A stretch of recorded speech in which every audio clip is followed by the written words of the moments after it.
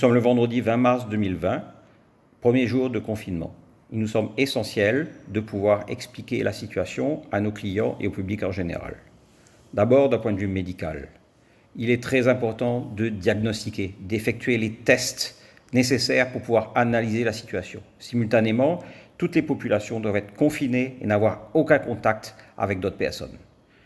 Ces analyses sont ensuite transmises à des laboratoires qui travaillent jour et nuit à travers le monde, en Chine, en Inde, aux États-Unis, en Europe, pour pouvoir trouver des solutions médicales.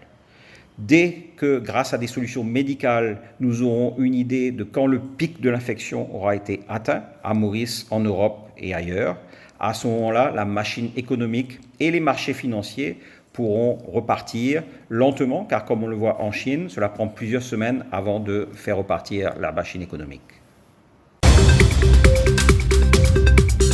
Le problème principal est en Europe, notamment en Europe du Sud, Italie, Espagne, France, où les gouvernements et les populations n'ont pas pris la mesure de ce qui avait commencé en Chine fin janvier.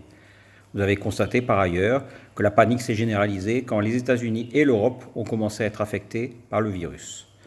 En Chine, le gouvernement a extrêmement bien géré la situation grâce à un lockdown total fin janvier. D'ailleurs, en dehors de la province de Hubei, sur 1,4 milliard d'habitants, seulement 14 000 personnes ont été affectées, ce qui veut dire que sur l'ensemble de la Chine, excluant Hubei, seule une personne sur 100 000 a été affectée. Cela signifie qu'avec de la discipline, on peut contenir le virus.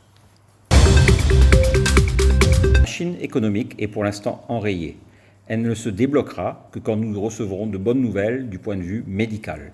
Entre-temps, les populations doivent se nourrir, mais sans contact pour ne pas disséminer le virus. Cela veut dire qu'il faut utiliser les sites internet pour commander et les livraisons doivent être sans contact humain. La Chine a extrêmement bien pu réaliser ce pari. Chez Yipro, depuis juillet 2019, nous avons mis en place une politique de work from home. Donc nous sommes prêts à gérer la situation actuelle. Depuis janvier, nous avons multiplié les efforts de recherche pour positionner correctement les portefeuilles. Il y a des similitudes par rapport à 2001 et 2008. Ce que nous ne pouvions pas faire il y a 10 ans, nous pouvons le faire aujourd'hui, avec une bonne organisation, une bonne communication et une compréhension mutuelle avec les clients.